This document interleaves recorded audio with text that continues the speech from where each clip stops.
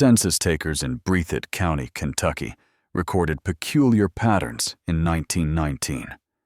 Hundreds of families reported zero income, yet every cabin had food, clothes, medicine. The fields grew corn that disappeared without sale. Children appeared and vanished between households like livestock at market. One line in the county clerk's ledger changed everything. Payment received in kind. Before we dive into the story, what's the darkest case you've ever heard or experienced? Write it in the comments. Let's compare notes. Also, tell us where you're watching from today and what time is it right now. We're building a community of truth seekers who aren't afraid of the dark. Now, let's continue with the story. The federal census of 1919 tells a story through its silences. Page after page of Breathitt County households recorded identical information. Occupation: farmer. Annual income: none reported. Assets: minimal. Yet revenue agents visiting these same hollows found communities that functioned with surprising efficiency. Children wore shoes. Families ate regularly. Doctors made house calls. Goods moved between households in complex networks of exchange. The economy existed, thriving even, but it left almost no trace in official records because it ran entirely on whiskey. In the remote hollows of eastern Kentucky, corn transformed into something far more valuable than food. A bushel of corn, worth perhaps 50 cents at market, became a gallon of moonshine, worth $5, sometimes more. But the true value wasn't measured in currency. Moonshine became currency itself. A jar could buy a hen. A gallon secured a winter's worth of salt pork.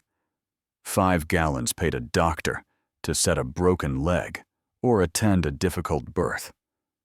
The entire social and economic structure of dozens of communities operated on this liquid standard, invisible to outsiders, but perfectly comprehensible to those who lived within it. County property records from the period reveal the scope of this parallel economy. Transactions that in towns would involve cash or banknotes instead listed consideration paid in full, with no dollar amount recorded. Deeds transferred land for valuable consideration received. Marriage bonds noted dowries as property exchanged between families. The official documents acknowledged trades without specifying what changed hands, because everyone involved understood the real medium of exchange.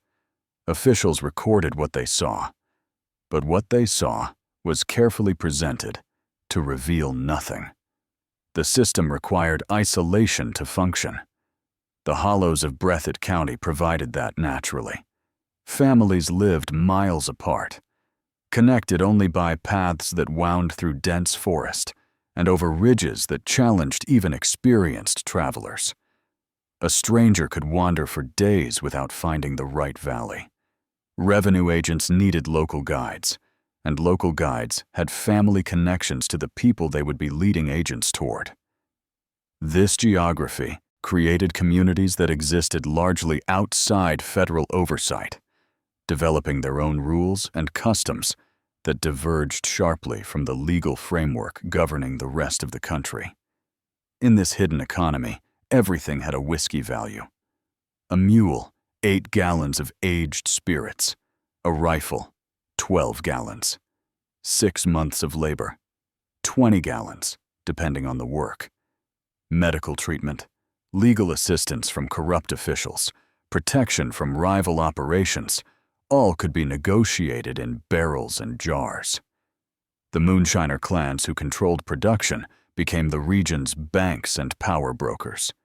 Families who owed them couldn't pay in cash they didn't have. They paid in other ways. Children represented particular value in this system. A boy old enough to work meant extra hands for the dangerous labor of running stills, hauling supplies along mountain paths, and standing watch for revenue agents. A girl could tend crops, manage households for the expanding clan operations, and eventually marry into alliances between families. Methodist Circuit Riders traveling through the region in 1919 and 20 recorded disturbing observations in their correspondence to church authorities. They found children as young as 10 working in distilling operations. They encountered families where daughters had been promised to other clans as part of business arrangements.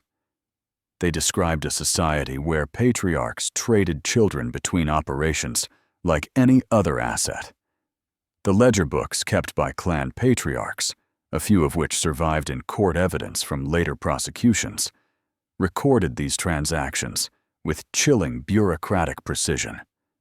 Names, ages, and whiskey values appeared in neat columns. One preserved ledger from the Caudle operation included an entry from March of 1919. Hazel Caudle, age 14, transferred to Spurlock family. Consideration: 2 barrels aged. Debt cancellation: $40. The entry appeared between notes about corn deliveries and equipment, repairs, distinguished from other business transactions only by the human name attached.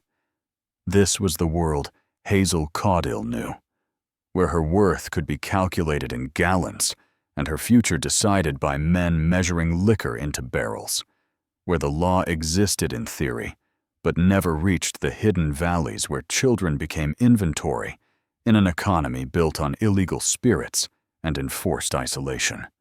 The explosion that killed Raymond Caudle in October of 1917 could be heard 3 valleys away. Federal Prohibition agents who investigated the incident weeks later found the still site easily enough. The copper coils lay scattered across 100 yards of forest floor. The mash barrels had split open, spilling fermented corn across the ground, where it attracted every wild animal for miles. Trees surrounding the site showed blast damage, bark stripped away in patterns that marked the force of ignition. But they found no body, no evidence that anyone had died there at all. The Caudle family had already retrieved Raymond's remains, buried him in an unmarked grave on family land, and removed every trace that might connect them to illegal distilling operations. For Raymond's widow Cora and their daughter Hazel, then 12 years old, the explosion created a crisis that had nothing to do with grief. The Caudle clan operated across 3 mountain valleys in eastern Breathitt County. A network of second and third cousins who controlled nearly 24 still sites. The operation ran on a strict hierarchy. The clan patriarch, Raymond's uncle Virgil Caudle, owned the copper coils, and the recipes passed down through generations. He decided which family members operated which stills, how much corn each household would contribute, and how the finished product would be distributed. Most importantly, he tracked every debt between family members with the precision of a bank ledger. Raymond had owed Virgil $200 when he died. In 1917, currency that represented months of production from a quality still. The debt had accumulated over years through the clan's internal economy. Copper coils Virgil provided. Corn advanced when Raymond's crop failed one season. Protection money paid to corrupt officials on Raymond's behalf. Every transaction recorded in Virgil's meticulous books, interest compounding at rates that would have been illegal in any legitimate business, but which went unchallenged in the clan structure. Tax assessor reports from 1918 and 1919 reveal the impossible situation Cora faced. The county recorded her as owning a cabin and 3 acres of marginal farmland. Total assessed value, $35. She had no legal income, no marketable skills beyond subsistence farming, and a daughter approaching the age where she would need either marriage prospects or employment. But in the clan economy, Cora had something far more valuable than property. She had Hazel, the one-room cabin, where Cora and Hazel lived after Raymond's death sat at the end of a hollow that required an hour's walk from the nearest road. County Health Inspector notes from a rare visit in 1918 described conditions that were sparse even by mountain standards. A single wood stove for cooking and heat. No glass in the windows, just oiled paper that let in light and cold equally. Sleeping pallets on the floor. Water carried from a spring a quarter-mile distant.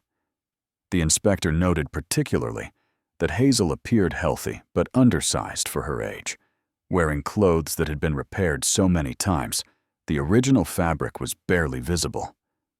What the inspector couldn't see was the economic calculation taking place around that cabin. Virgil Caudle visited monthly to remind Cora of the debt. Other clan members stopped by with offers that they presented as charity, but which came with strings attached. Work a still site for us. We'll forgive $20 of the debt. Let Hazel help with. Harvest at our place. We'll credit you $10. Send Hazel to stay with cousin so-and-so's family for the winter. They need help with their children. Another $10 off the books. Each offer pulled Hazel further into the clan's orbit. By the spring of 1919, when she had just turned 14, she had worked at 4 different clan households. She knew how to manage a still's temperature by sound alone. She could calculate mash ratios in her head.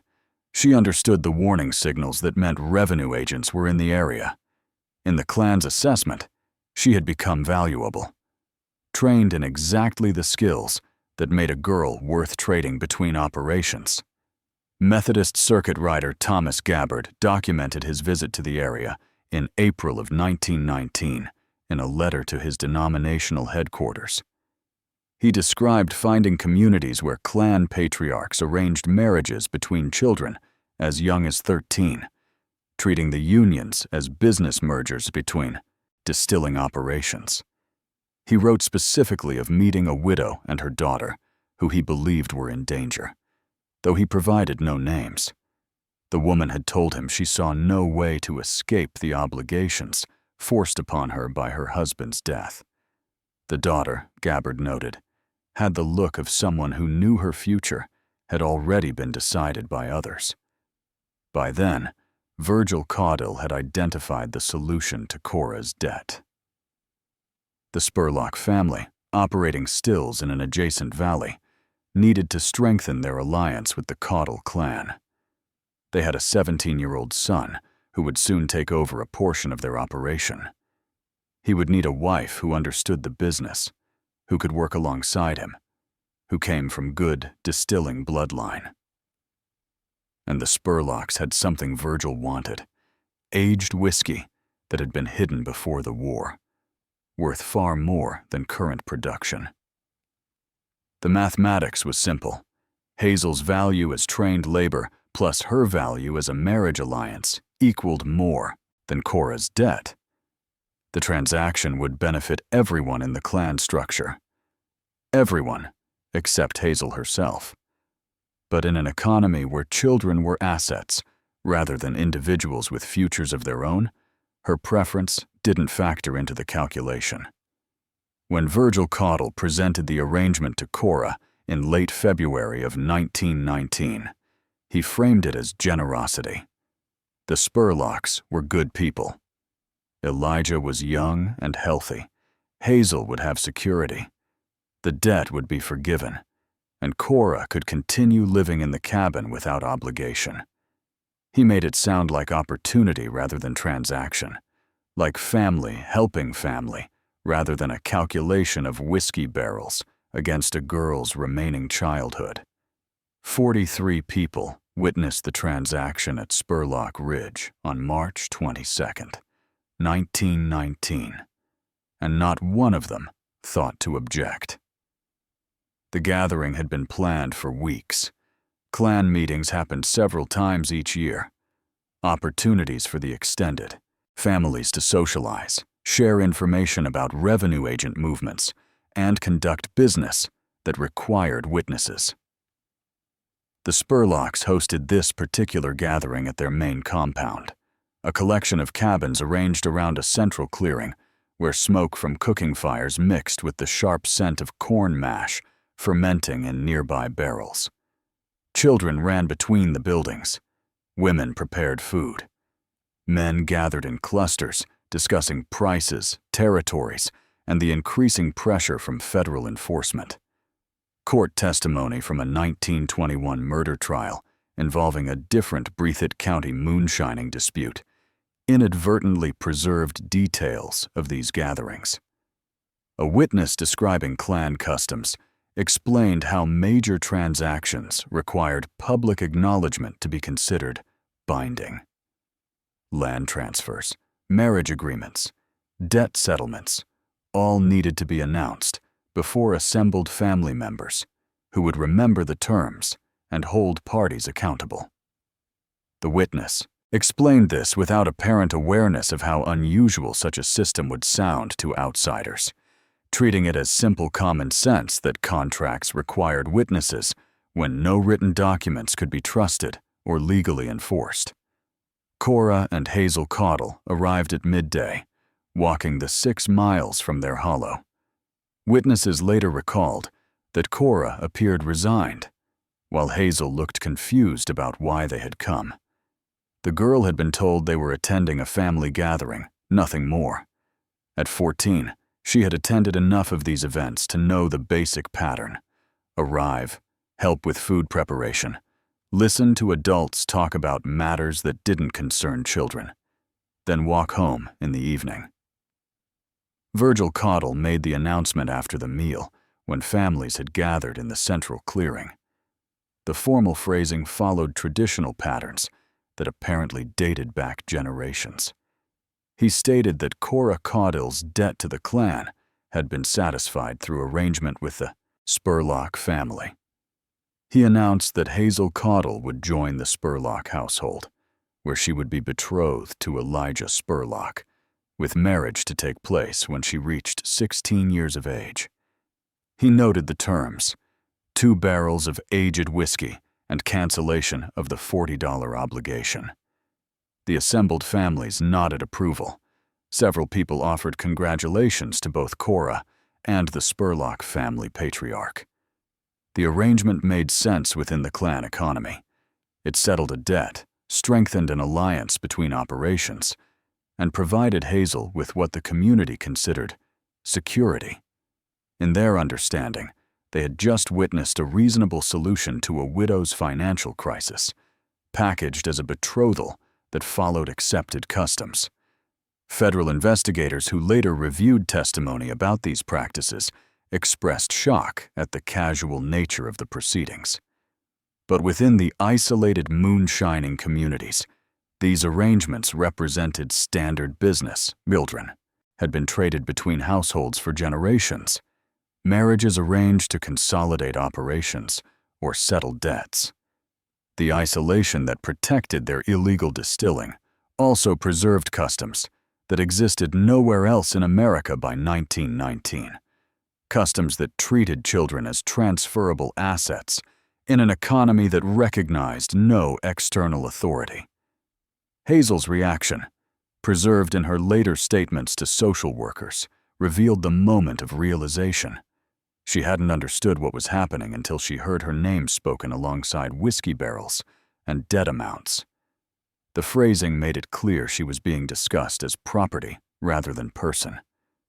She looked to her mother and saw Cora weeping silently, unable or unwilling to meet her daughter's eyes.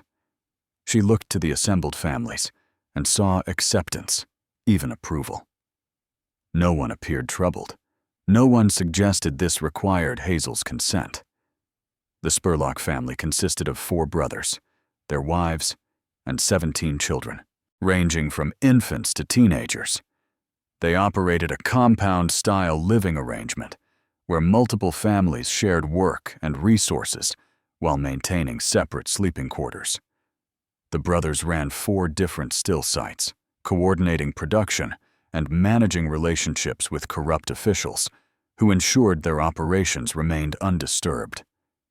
They needed someone who understood the business, who could work the stills and manage households. Hazel represented exactly that. Elijah Spurlock, 17 years old and already learning to run his own still site, apparently had no say in the arrangement either. His father had identified Hazel as suitable, and that ended the discussion. The betrothal would give him a wife who came trained in distilling operations, who understood clan customs, and who brought family connections that strengthened the Spurlock position.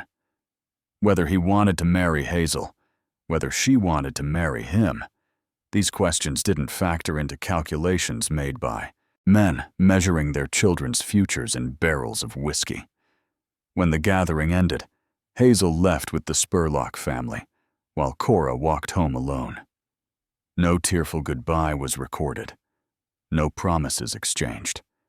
The transaction had been completed, witnessed by dozens, and considered binding by everyone present. County records show no official documentation of custody transfer, no legal guardian assignment, nothing that would alert authorities that a 14-year-old girl had just been traded to another family as payment for debt and business alliance. Methodist Circuit Rider Correspondence from this period describes the frustration of trying to explain these practices to church officials in more populated areas. The officials couldn't comprehend how entire communities could view children as exchangeable property without apparent moral qualms. But the circuit riders had seen it repeatedly. They understood that isolation had created parallel societies with their own logic, their own customs, and their own terrible efficiency. In communities where survival depended on illegal operations that could be destroyed by any contact with outside authority, every custom evolved to prioritize clan cohesion over individual welfare. Hazel Caudle spent her last night as part of her mother's household on March 21, 1919.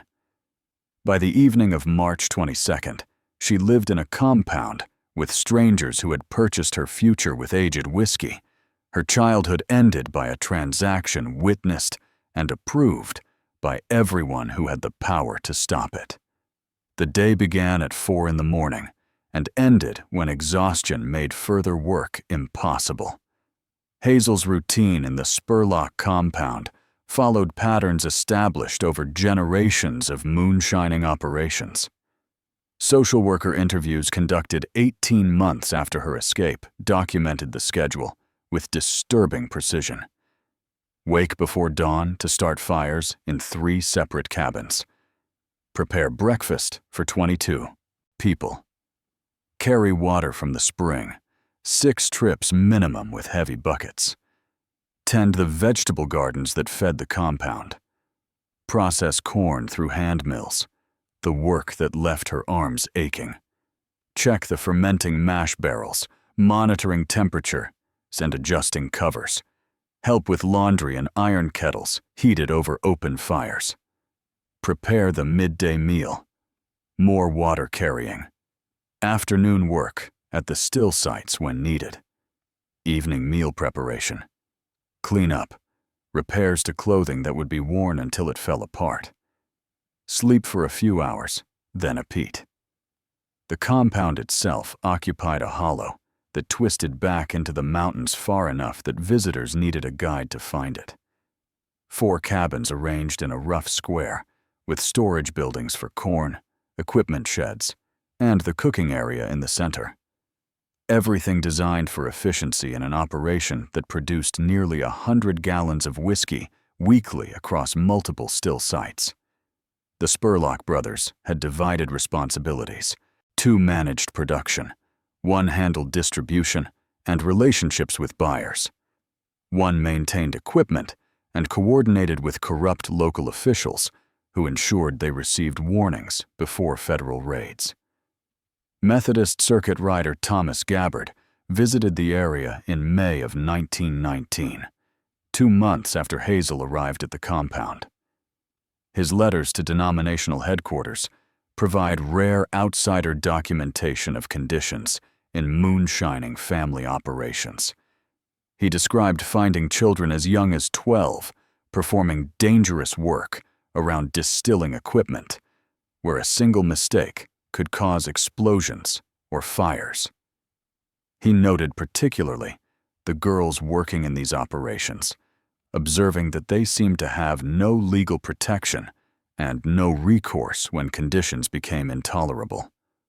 Gabbard wrote specifically about clan-controlled communities, where local law enforcement consisted of relatives or people economically dependent on the moonshining operations. A deputy sheriff might be cousin to 3 different distilling families. A county clerk might receive regular payments in whiskey to overlook certain irregularities in records. Justices of the peace understood that their position depended on not interfering with clan business. This meant that children trapped in these operations had nowhere to turn. Reporting abuse to local authorities meant reporting to the abuser's relatives. Hazel's situation included the additional complication of her betrothal to Elijah Spurlock. The family made clear that once she turned 16, the marriage would occur and her legal status would transfer from ward to wife. The 2-year timeline gave them leverage.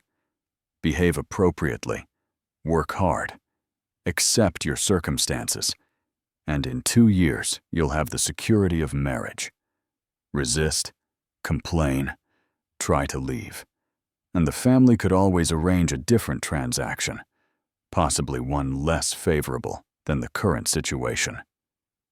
Later testimony revealed that Hazel understood this calculation perfectly. She had watched enough girls in similar situations to know the limited options.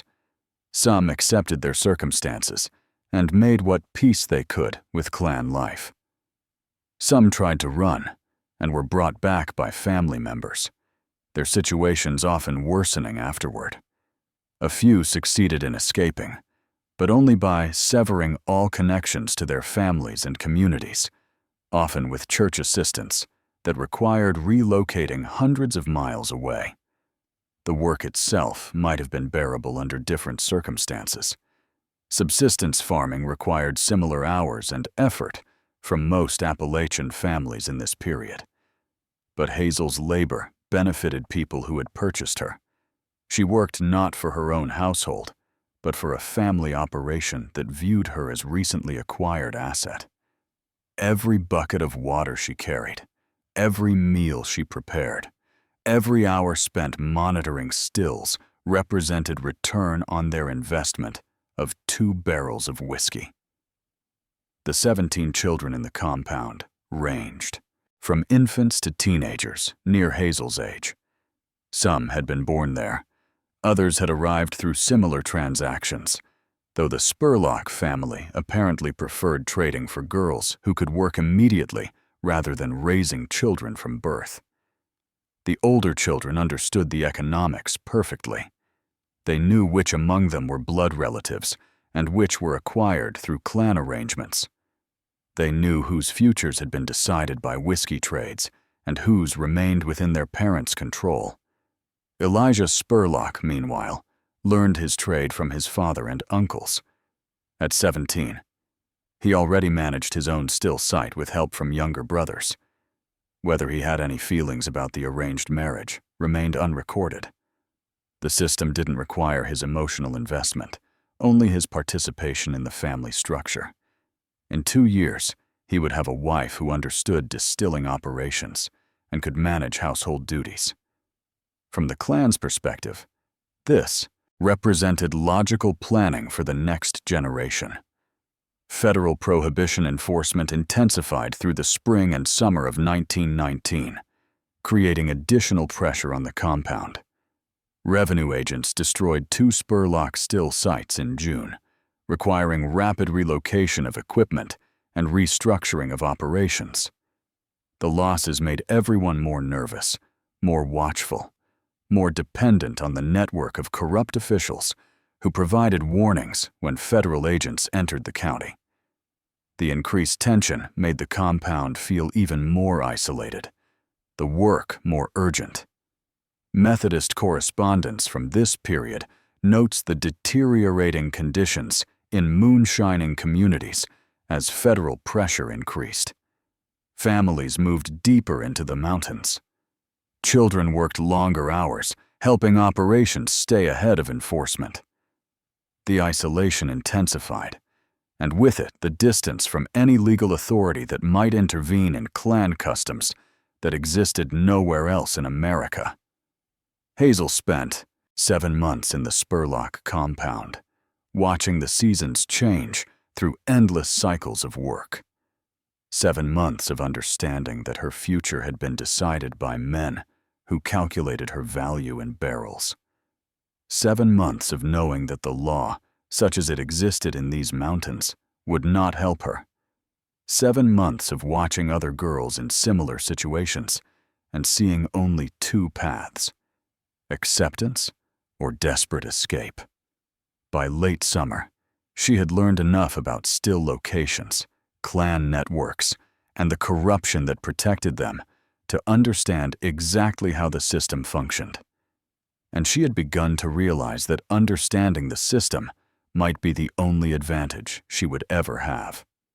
The Breathitt County Weekly Chronicle published its first report of federal raids on July 9, 1919, listing 3 still sites destroyed in a single week. The newspaper treated the enforcement actions as local interest stories, noting locations by hollow names that meant nothing to outsiders, but everything to residents who understood which families had just lost their primary income. The reports followed a formulaic pattern. Revenue agents entered the area. Local guides led them to still sites. Equipment was destroyed, and mash barrels emptied. No arrests were mentioned because the operators had always vanished before agents arrived, warned by the network of corrupt officials who maintained the delicate balance between federal requirements and local economic reality. But by summer of 1919, that balance was collapsing under intensified prohibition enforcement. The federal government had allocated significant resources to suppressing moonshining in Appalachia. Revenue agents arrived in larger numbers. They stayed longer. They returned to areas repeatedly rather than conducting token raids and leaving. The corruption that had protected operations for decades suddenly couldn't guarantee safety anymore. Agents began working around local law enforcement, bringing in outsiders who had no family connections to betray. Federal enforcement records preserved in the National Archives document the escalation. In June of 1919, agents destroyed 43 still sites across eastern Kentucky. July saw 61 destroyed. August exceeded 80. Each destroyed still represented a family's economic foundation removed overnight. Copper coils worth hundreds of dollars became scrap metal. Hundreds of gallons of aging whiskey spilled into the ground. Corn stockpiles were confiscated or burned. The parallel economy that had functioned efficiently for generations faced systematic destruction. The Spurlock family lost 2 major still sites to raids in June. The first occurred on June 14th, when agents destroyed a well-established operation that had produced aged whiskey worth premium prices. The second followed on June 27th, hitting a newer site that handled most of the family's daily production. Federal reports noted finding professional-grade equipment and substantial inventory, suggesting operations that generated significant income. What the reports didn't mention was the immediate crisis these losses created for families dependent on those operations. Newspaper accounts from the period reveal how raids transformed community dynamics. Families that had lived in relative stability suddenly faced economic collapse. The networks that had made moonshining profitable required trust between operations, but intensified enforcement made everyone suspicious. Were local guides being paid by federal agents? Had someone informed to reduce their own legal troubles? The paranoia that accompanied effective law enforcement fractured relationships that had held communities together for decades. In the Spurlock compound, the raids created immediate problems. The destroyed stills had represented the family's most productive capacity. Replacing the copper equipment would cost hundreds of dollars they didn't have. Moving operations deeper into the mountains meant longer distances to carry supplies and finished product. Most critically, the family's economic foundation had been damaged exactly when they needed to demonstrate strength to maintain their position in the clan hierarchy. Methodist Circuit Rider Correspondence from August of 1919 describes visiting families devastated by the enforcement campaign. One letter specifically mentions the Spurlock operation, noting that the family appeared under severe financial pressure. The circuit rider observed increased tensions in the household and expressed concern about the children living there, though he provided few specific details about what troubled him. The economic pressure transformed how families valued their assets. Children who represented future labor suddenly became more immediately valuable as trade goods. A girl who might have stayed with one family for years could now be traded to generate quick income or strategic alliances needed for survival. The instability created a market in children, where desperate families made increasingly drastic decisions. Court testimony from later moonshining prosecutions revealed how clans responded to federal pressure by consolidating operations and forming stronger alliances. Families that might have competed now cooperated to avoid mutual destruction. These new alliances required cementing through the traditional methods: marriages between families, exchanges of children who brought specific skills, and trades that bound operations together through shared interests. The Messer clan, operating in territory adjacent to the Spurlock holdings, had weathered the federal raids more successfully. Their still sites remained hidden deeper in mountains that agents hadn't yet penetrated. They had supplies the Spurlock family needed, including aged whiskey that could be sold for immediate cash and mules necessary for hauling supplies over increasingly difficult terrain. More importantly, they had political connections to corrupt officials at the county level who could provide warning systems more reliable than what the Spurlocks currently accessed. An alliance between the families made strategic sense. The Spurlock operation needed resources and protection the Messers could provide. The Messers wanted expanded territory and access to the Spurlock distribution networks. These alliances traditionally required marriage connections to cement trust between families. The Messer family had a 15-year-old son named Jasper, who would soon take over a portion of their operation. Federal records show that Jasper Messer's first wife had died in April of 1919, months before these events. The death certificate, filed with the county clerk, listed complications during childbirth. She had been 16 years old. The Messer family needed a replacement who understood distilling operations and could work alongside their youngest son as he learned to manage his own still sites. Hazel Caudle, at 14, represented exactly what both families needed. The Spurlocks could trade her for resources required for survival. The Messers would acquire trained labor and solidify an alliance with a family that controlled distribution networks they wanted to access. The fact that Hazel had been in the Spurlock household for only 4 months, that she had been promised marriage to Elijah Spurlock, that she was still a child, none of this outweighed the economic calculation that federal pressure had made urgent. By late August, the negotiations had begun. The Spurlock family needed to decide whether Hazel represented more value staying in their household or being traded to the Messers for resources they desperately needed. The mathematics of desperation was about to determine her future for the second time in 6 months. Hazel was carrying water from the spring when she heard the men discussing her value in the same tone they used for livestock. The voices drifted from the equipment shed, where the Spurlock brothers met with visitors to discuss business away from the women and children. Hazel had learned to time her water trips to avoid interrupting these meetings, but on this September afternoon, she arrived at the spring just as the conversation reached the crucial details. The men inside spoke loudly enough that their words carried through gaps in the shed's plank walls. 3 barrels of the aged stock, a voice she didn't recognize said, plus 2 good mules. That's more than fair for a girl who's been with you less than half a year. She knows the business, though, one of the Spurlock brothers replied. Trained by the Caudles. Works harder than most boys we've had. And she was meant for Elijah. The unfamiliar voice belonged to Vernon Messer, patriarch of the clan that controlled stills in the adjacent valleys.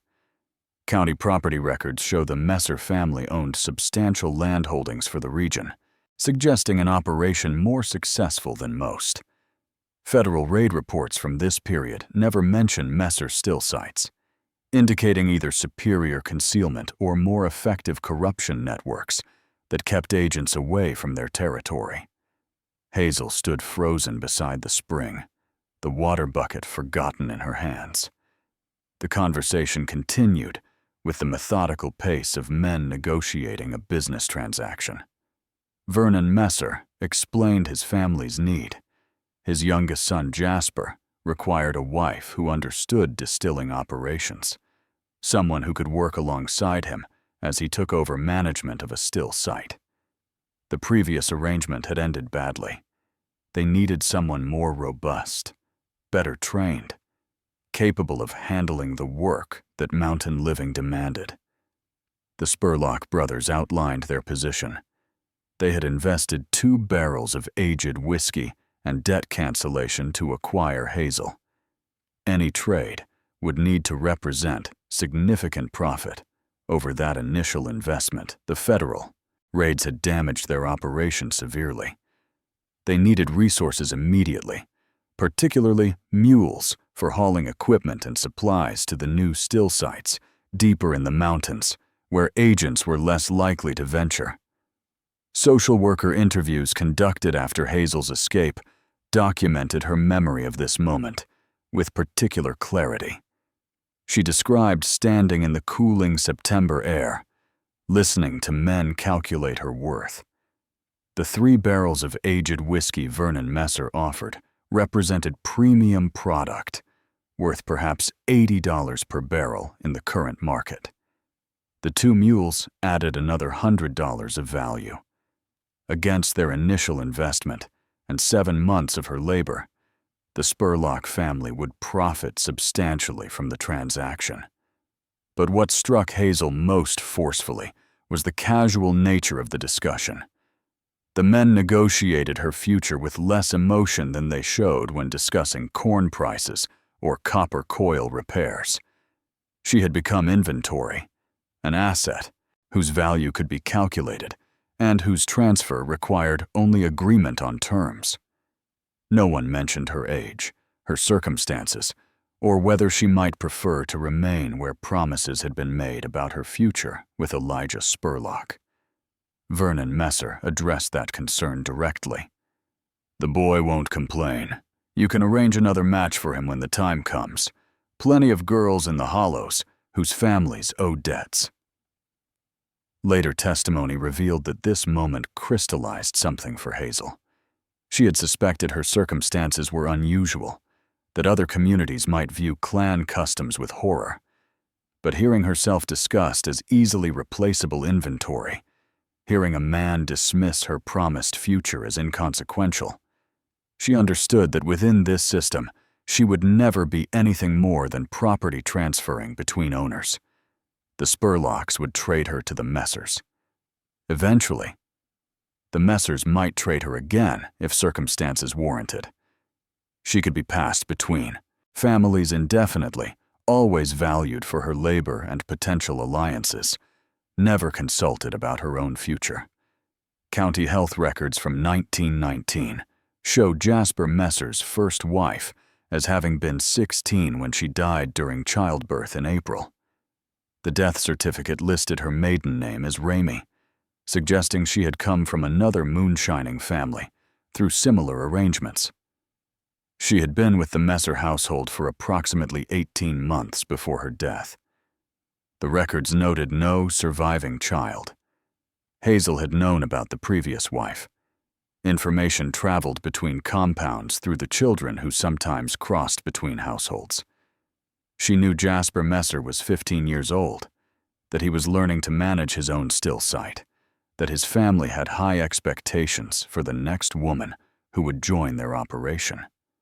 She knew that his first wife's death had created an immediate need the family viewed as urgent. What she hadn't known until this moment was that she had been selected as the replacement.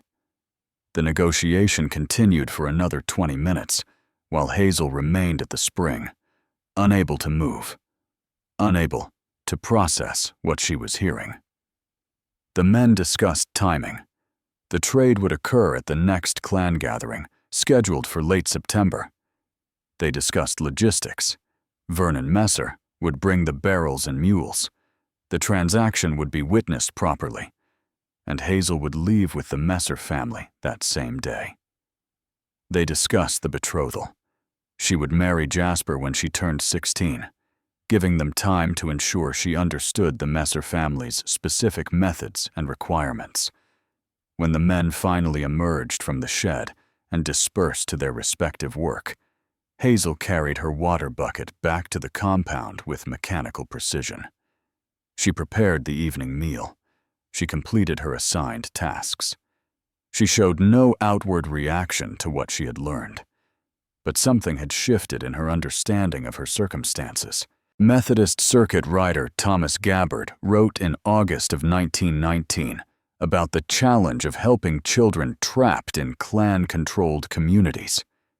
He noted that rescue required the child's active participation because local authorities couldn't be trusted to intervene. But he also observed that children needed to recognize they were trapped before they would risk the dangerous process of escape.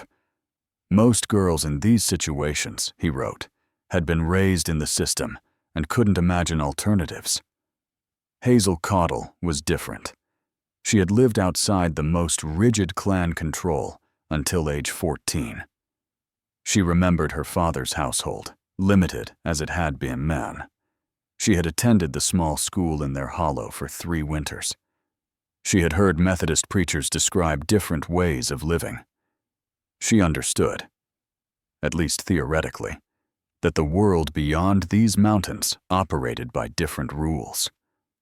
That night, lying on her pallet in the cabin, she shared with other women and children of the compound. Hazel began planning her escape with the systematic thinking that 7 months of still work had taught her. She knew the geography now. She understood the corruption networks. She could calculate distances and timing, and she knew that if she didn't act before the late September gathering, she would be traded again, like the barrels of whiskey that determined her value. The clan gathering at Spurlock Ridge on September 27, 1919, proceeded exactly as planned until someone noticed Hazel Caudle was missing. Over 60 people had assembled for the event, families from across 3 valleys, gathering to witness transactions and share information about federal enforcement patterns. The Messer family arrived in mid-afternoon with 3 barrels strapped to a wagon and 2 mules tied behind. Vernon Messer and the Spurlock brothers shook hands, confirming their agreement. The assembled families prepared for the formal announcement that would make the transaction binding. But when the men called for Hazel to come forward, no one could find her. Later testimony from Spurlock family members revealed that Hazel had volunteered for water duty that afternoon, a task that required multiple trips to the spring. Her willingness to work during a gathering had seemed unremarkable. Water carrying took hours when feeding 60 people. No one thought to track her movements closely. By the time someone realized she hadn't returned from her third trip, she had been gone for over an hour. County records show the distance from Spurlock Ridge to the town of Buckhorn as 18 miles by the main wagon roads. Through mountain terrain, following paths that wound around ridges and through valleys, the distance likely exceeded 20 miles. Hazel had no map, no compass, only knowledge gained from overheard conversations about which directions led toward towns with legitimate law enforcement, rather than Klan-controlled deputies. Federal topographic surveys from this period reveal the terrain she crossed. Elevations varied by hundreds of feet between valleys and ridgetops. Streams had to be forded. Dense forest covered most of the route. The paths were barely maintained, often reduced to game trails that could easily be lost in darkness. September nights in the Kentucky mountains brought temperatures into the 40s, cold enough to create serious risk for someone traveling in a thin dress with no coat or supplies. Sheriff's Department records preserved in county archives document what happened when Hazel reached Buckhorn at dawn on September 28th. Deputy Harold Sturgill was preparing to start his morning rounds when a teenage girl appeared at the office door. His incident report noted her physical condition: feet bleeding through torn fabric she had wrapped around them, dress torn by brambles, scratches covering her arms and face, exhausted to the point of barely standing. Sturgill's report captured his initial assumption: run away from a difficult home situation, probably local, would need to contact parents and arrange return. Standard procedure for the period. But when Hazel began speaking, providing specific names, locations, and descriptions of moonshining operations, Sturgill realized he was dealing with something far more complex than a domestic dispute. The report includes details Hazel provided that morning. She named 17 still sites by their hollow locations. She identified corrupt officials by name and the amounts they received monthly to ensure warnings before federal raids. She described the Klan gathering scheduled for that day, where she was to be traded to the Messer family. She explained the system of trading children between operations, providing specific examples of other girls she had known in similar circumstances. Sturgill's notes reveal his growing shock as Hazel continued.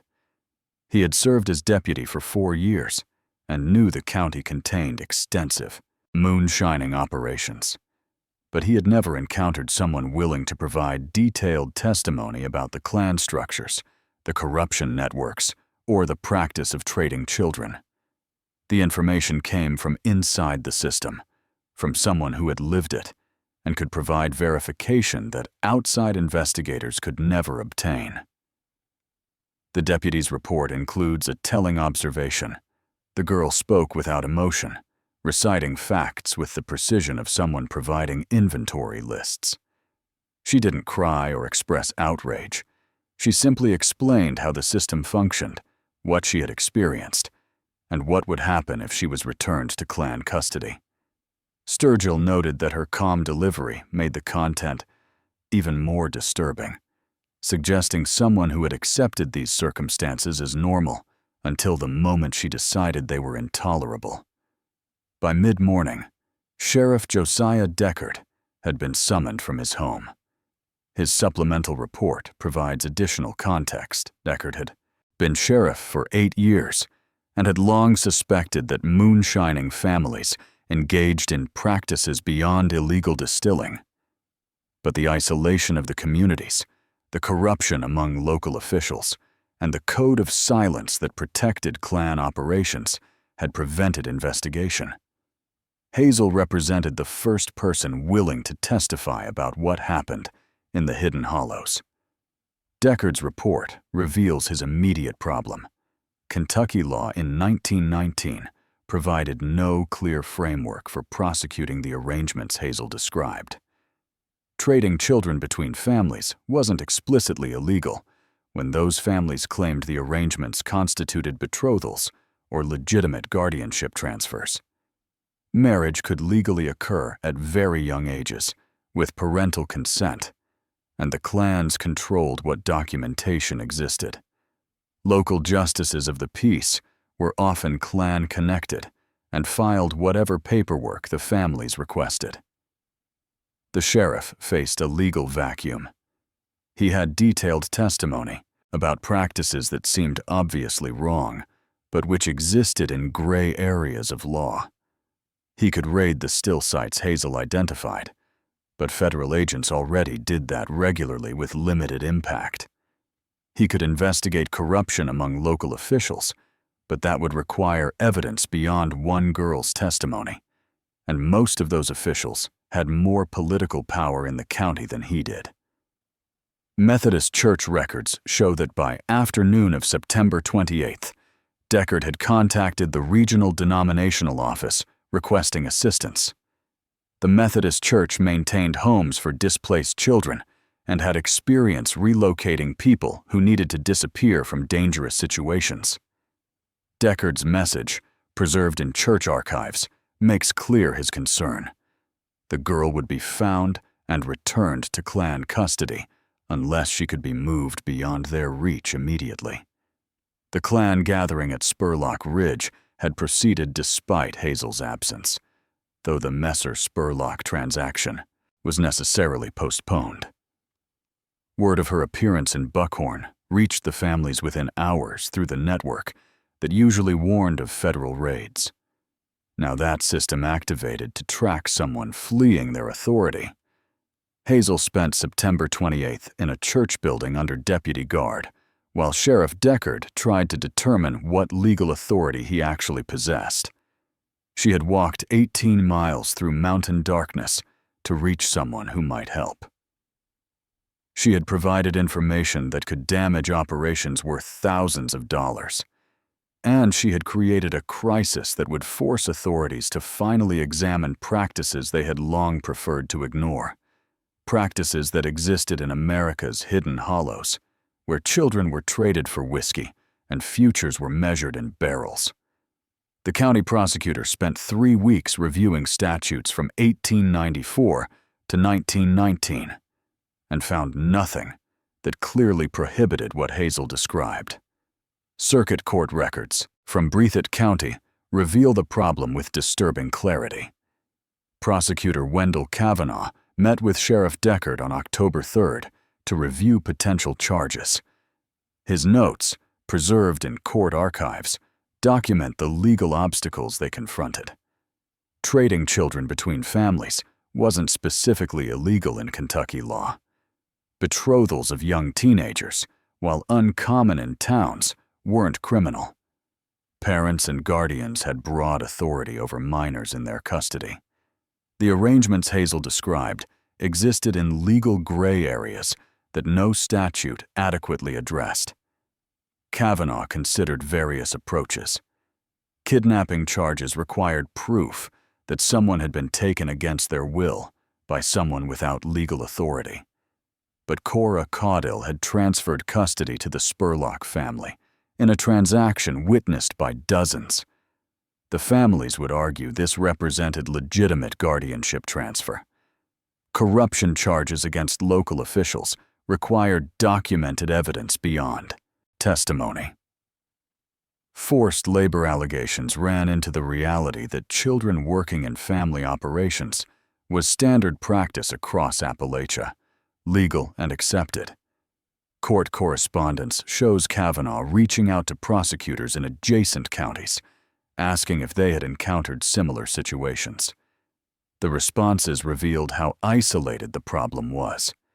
Counties with less moonshining activity had never dealt with child trading networks. Counties with extensive illegal distilling operations had officials too compromised by corruption to investigate clan practices.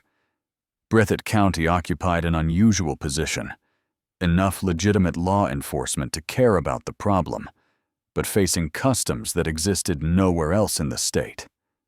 Federal prohibition agents offered no help. Revenue Service records from October 1919 show agents willing to raid still sites. Hazel identified but unable to address domestic arrangements. Federal jurisdiction covered illegal distilling, not family, custody matters. An agent's report from mid-October noted the frustration.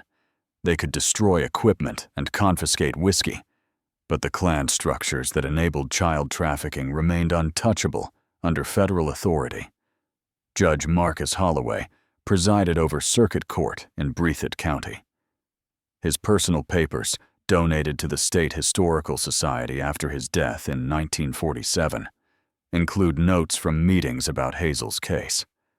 Holloway expressed deep discomfort with clan practices, but questioned whether courts could interfere with mountain customs that communities considered legitimate. His notes reveal the cultural divide between town officials and isolated hollows. What seemed obviously wrong to educated lawyers appeared as traditional family arrangements to people who had never known different customs. The judge's notes include a particularly telling observation. If he ruled that the Caudle-Spurlock transaction was illegal, he would potentially invalidate hundreds of similar arrangements across the county. Children who had lived with families for years under these customs would be in legal limbo. The ruling could destabilize entire communities without providing better alternatives for the affected children. Holloway worried about creating chaos while solving nothing. Methodist Church records document Hazel's situation during this legal debate. She lived in a church-sponsored home in Buckhorn, essentially in protective custody, while authorities decided what they could legally do. The home's director, Sarah Lockridge, wrote weekly reports to denominational headquarters describing Hazel's adjustment. The girl worked in the home's kitchen and helped with younger children. She attended school for the first time in over a year. She never complained about her circumstances, but Lockridge noted that Hazel watched the roads constantly, as though expecting someone to arrive and take her back. That expectation was justified. County records show that Virgil Caudle, as clan patriarch, filed a formal complaint in late October seeking return of his niece.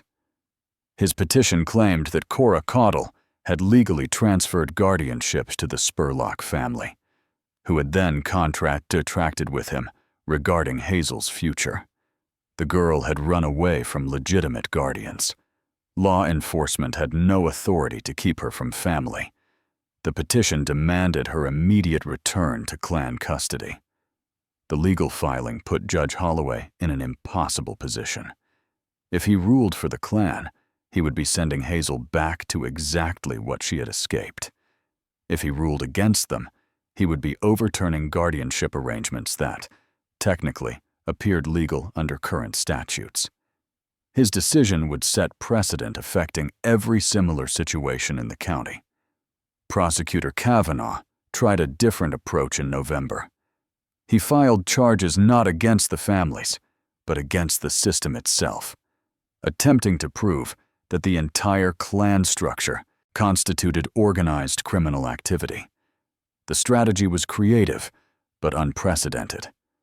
Kentucky law had no framework for prosecuting communities as ongoing criminal enterprises. The charges struggled to define exactly what crime had been committed when every individual transaction could be argued as legal family arrangement. Meanwhile, pressure mounted from multiple directions. Clan-connected officials quietly lobbied for Hazel's return, arguing that one runaway girl shouldn't justify dismantling mountain customs. Federal agents wanted cooperation on still locations, but couldn't help with the custody issues. Methodist church officials demanded protection for Hazel, but couldn't suggest legal mechanisms.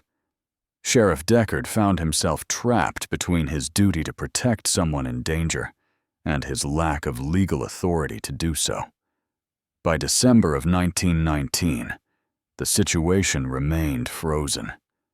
Hazel lived in the church home. Legal authorities debated statutes and jurisdictions. The clans waited, confident that law would eventually side with tradition and property rights. The case revealed something profound about American justice. Practices could be morally indefensible, yet legally untouchable, particularly when they occurred in isolated communities that society preferred to ignore. County records show that similar situations involving other children went completely unaddressed during this period. Hazel's case received attention only because she had escaped and found sympathetic officials willing to try helping her. Other girls in identical circumstances had no such luck.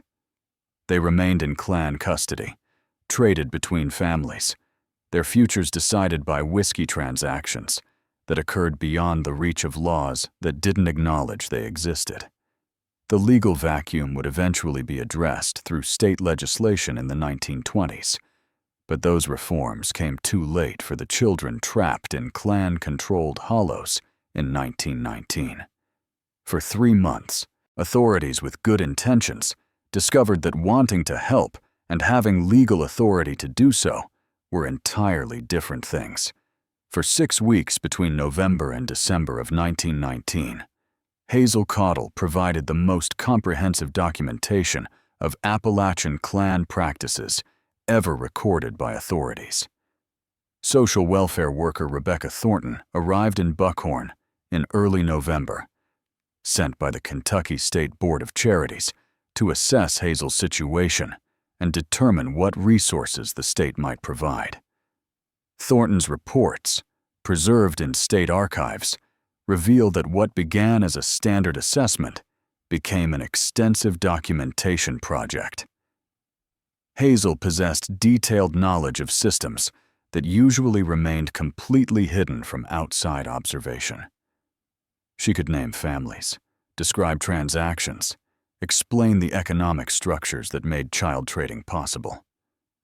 Thornton's initial report from November 8th noted her surprise at Hazel's methodical approach to testimony. The girl didn't provide emotional narratives or dramatic stories. Instead, she recited information with the precision of someone who had been trained to track inventory and calculate values. She could list still locations by hollow name and estimate their weekly production. She knew which officials received payments and how much. Most significantly, she could identify other girls who had been traded between families, providing names, approximate ages, and which operations currently held them. The reports document dozens of cases beyond Hazel's own. A girl named Edith Ramey, traded at age 13 from her family to the Messer clan in exchange for equipment and aged whiskey. Sisters named Opal and Pearl Combs, transferred together to a family operating stills near the Virginia border, payment including both whiskey and cancellation of substantial debt. A girl Hazel knew only as the Whitaker daughter, traded 3 times between different operations before she turned 17, each transaction moving her further into isolated hollows. Methodist church records supplement Thornton's reports with additional details gathered by circuit riders who had traveled through clan territories. Reverend Thomas Gabbard provided written testimony in December describing what he had witnessed over 3 years of visiting remote communities. His accounts corroborated Hazel's descriptions. Children working in dangerous conditions around distilling equipment. Girls as young as 11 being promised in marriage to cement business alliances. Families treating daughters as transferable assets in an economy where whiskey determined all value.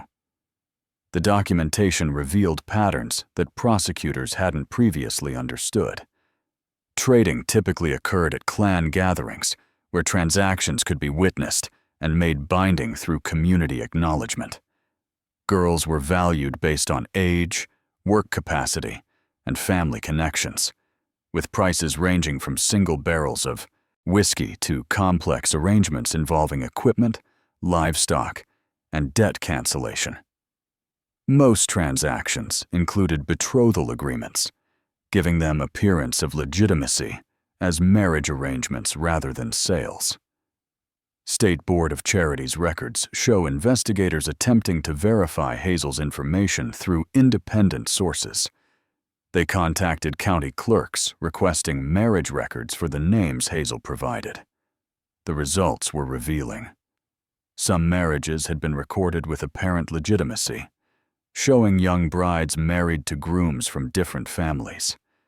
But comparison of dates showed some girls being married months after Hazel claimed they had been traded, suggesting the official paperwork came long after the actual custody transfers. Other marriages Hazel described had no documentation at all, existing only in clan recognition. Census comparison provided additional verification. The 1910 census showed certain girls living with their birth families. The 1920 census, conducted during this investigation period, showed those same individuals in different households entirely, often with different surnames, in hollows miles from their original homes. The pattern matched exactly what Hazel described: systematic transfer of children between clan operations. Federal Prohibition agents, reviewing Hazel's information about still locations and corruption networks, found her testimony accurate on every verifiable detail. When agents raided sites she identified, they found operations exactly where she said they would be, using the methods she described. This credibility on technical matters gave weight to her testimony about practices that couldn't be as easily verified. But verification didn't translate to prosecution. The documented evidence confirmed that girls were being traded between families in exchange for goods and services. It showed systematic practices affecting dozens of children across multiple counties. Yet none of it provided clear criminal violations under existing Kentucky law. The practices existed in legal gray areas that legislators had never contemplated, involving communities so isolated that lawmakers didn't know such customs persisted. State officials proposed legislation that would address the gaps, but the legislative process would take years. Meanwhile, children remained in clan custody under arrangements that authorities now understood but couldn't challenge legally. Thornton's final report, submitted in late December 1919, made stark recommendations. The state needed new laws explicitly prohibiting transfer of children in exchange for payment or services. County officials in moonshining regions needed oversight to prevent corruption that enabled these practices. Most urgently, the state needed resources to protect children who escaped clan custody, because current systems left them vulnerable to forced return. The investigation Hazel's testimony prompted represented the first official acknowledgement that child trafficking networks operated in Appalachian communities. Her detailed accounts provided documentation that would eventually inform legal reforms.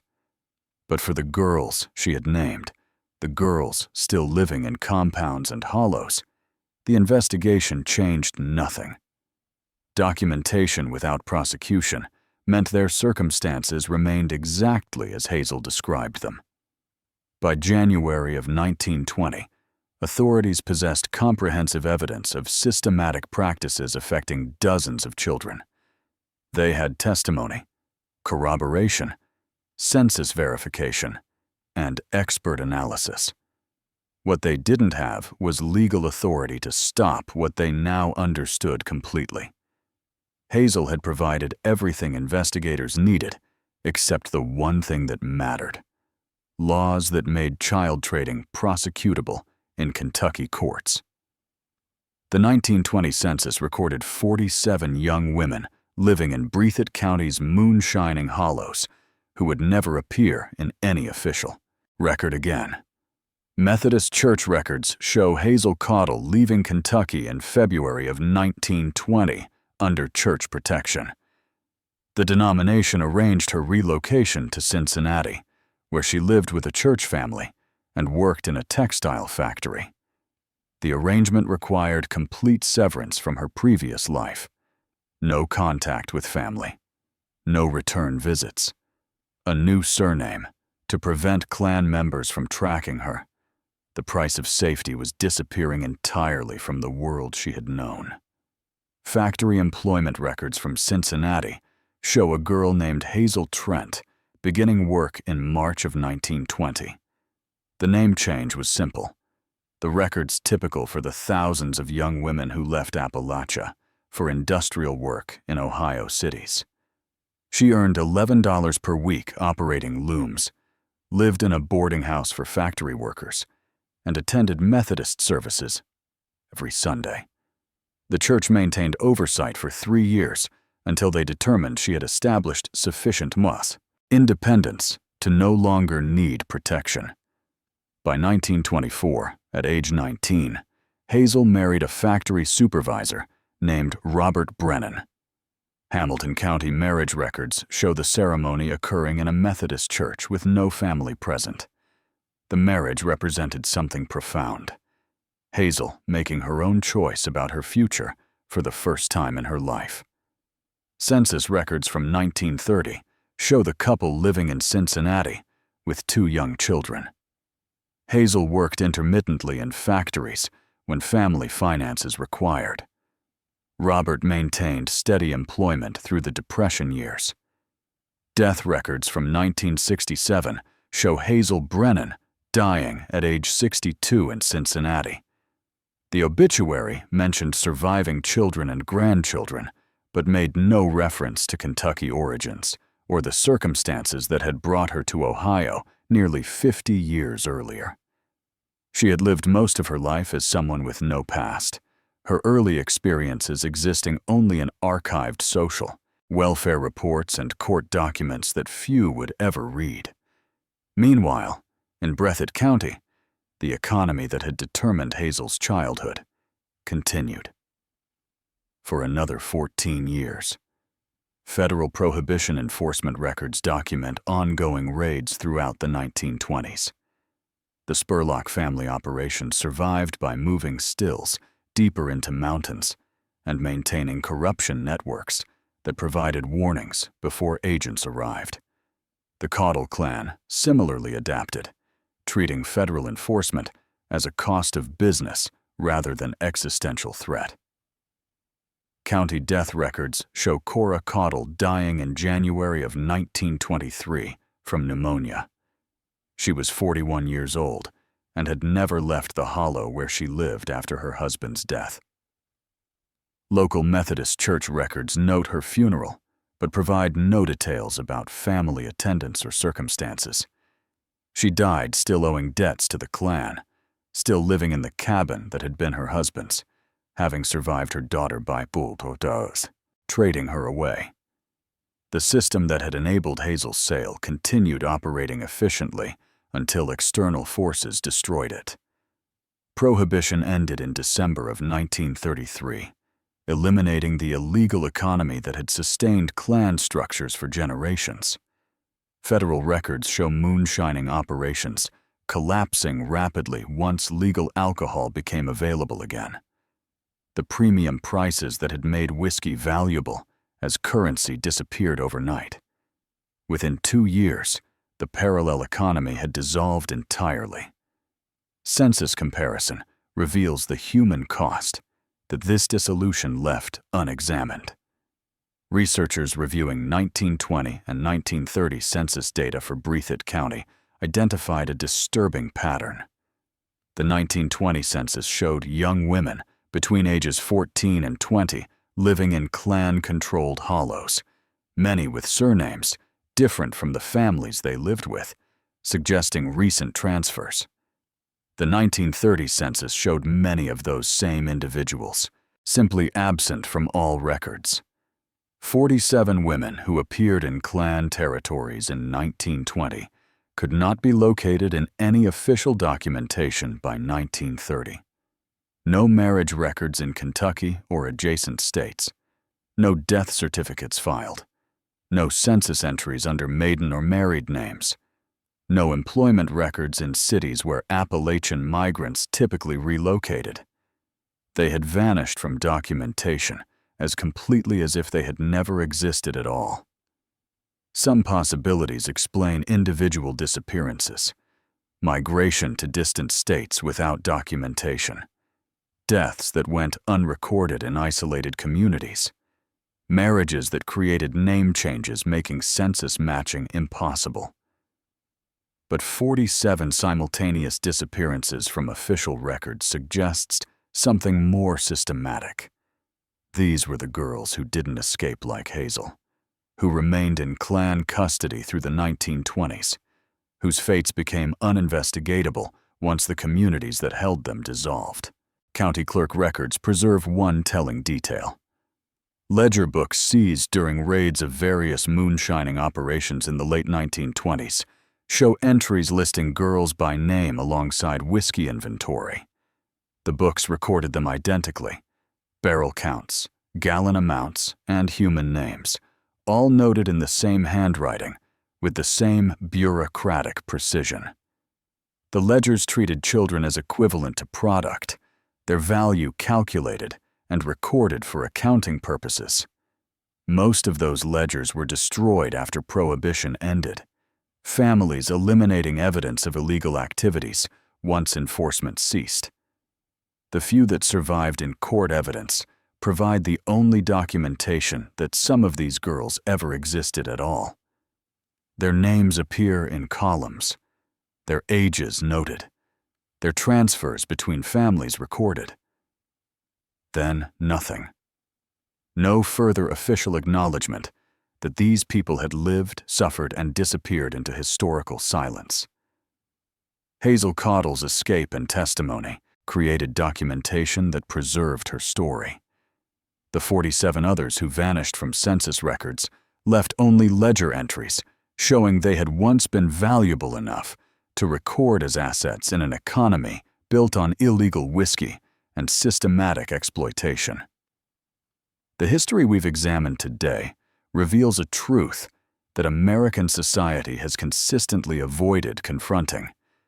Isolation can create parallel worlds where practices we consider unthinkable become normalized custom, where children become currency, where futures are measured in barrels, and where the vulnerable disappear into documentation gaps that nobody bothers investigating. If this story disturbed you the way it should, if it made you recognize how easily society ignores what happens in communities it doesn't see, then don't let it end here. Hit that like button to push this story to others who need to understand what isolation enables. Subscribe, because there are dozens more cases like this, stories that reveal the systems society built and then pretended didn't exist. And share this with someone who thinks human trafficking is only a modern problem. History shows us that trafficking takes different forms in different eras, but the fundamental dynamic remains unchanged. The powerful calculate the value of the powerless in whatever currency their economy recognizes, and society looks away until someone forces them to see.